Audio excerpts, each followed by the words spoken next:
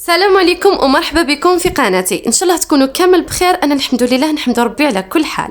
اليوم جيتكم بواحد الوصفه على بالي كامل شفتوا هاد لي ترومبلاي وسمعتوا بهم ولا شفتوهم يعني يذوقوا فيهم. الوصفه هذه جبتها لكم باسهل طريقه بلا مولتا سيليكون وليه توجدوها وطريقه بزاف اقتصاديه. قبل ما نبداو ما تنساوش تصليو وتسلموا على محمد عليه الصلاه والسلام. وهيا نشوفوا الوصفه تاع نهار اليوم. اذا اول حاجه جبت هادو لي بودواغ، تعرفوهم هذا البسكوي اللي يجي طويل. جبت هنايا ونحيت من كل حبه طرف، يعني تقدروا تقولوا درت حبه غير ربع هكا باه تجينا مش طويله بزاف. بالمناسبه الذوق تاع هاد لي ترومبلاي اللي درتهم لكم اليوم تاع القهوه كيما واضح من الشكل.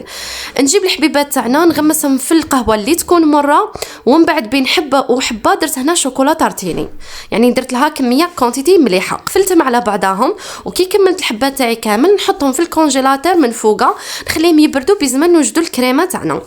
للكريمه تاعنا كما قلت لكم درتها لكم اقتصاديه. درت هنا كاس تاع بودره الشونتيي مع كاس غير ربع تاع الماء، كما شفتوا بصبع، يعني واحد الصباع برك كملتوا قهوه، يعني كاس غير ربع تاع الماء مع شويه تاع القهوه باه نعززوا الذوق تاع القهوه. وزدت لها هنايا فرماج ريجيم هذا، نظن تعرفوه كامل.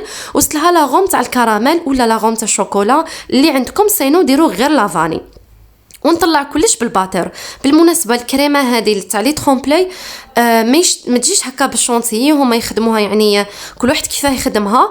مي انا عطيتكم الطريقه وعطيتها لكم بسيطه، يعني اي وحده تقدر ديرها باسكو اقتصاديه. صينو تقدري تبدعي في الكريمه، تقدري تبدليها ديريها ماسكاربون، ديري كريم ليكيد كيما حبيتي، ومام لاغوم تحكمي فيها كيما حبيتي.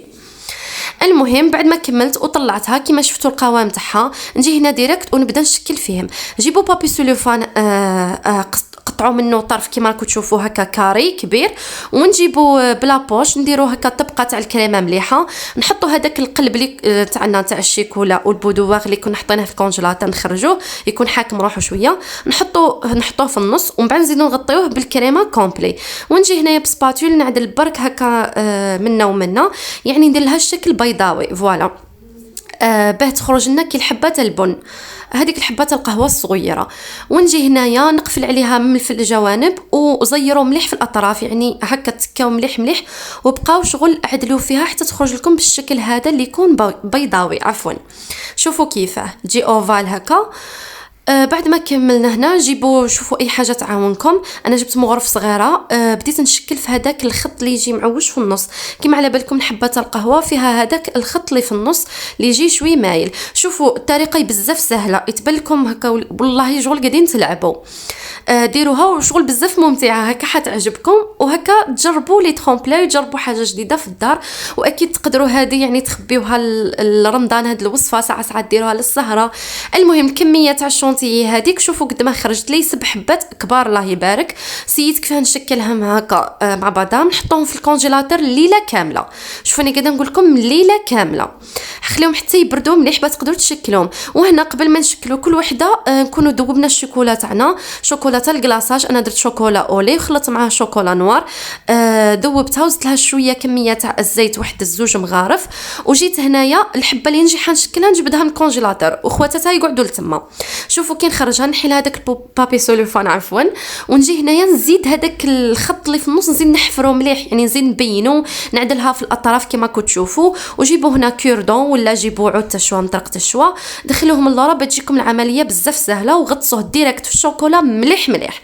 شوفوا نتوما سيو ديروا في حاجه شغل تكون اغمق باه تدخل لكم الحبه كومبلي. الحبه تاعكم خليوها تقطر مليح من الشوكولا الزايده هذيك، وراح تحكم ليه قلت لكم باسكو الحبه بارده، يعني اللي تجيو حديروها تخرجوها من الكونجيلاتور وديروها. بعد هنا نكمل الحبه تاعي كامل، والوصفه تاعنا راهي واجده ان شاء الله ما نكونش ثقيله على قلوبكم، باسكو سيت نديرها ليه يعني الماكس سيت نزرب فيها.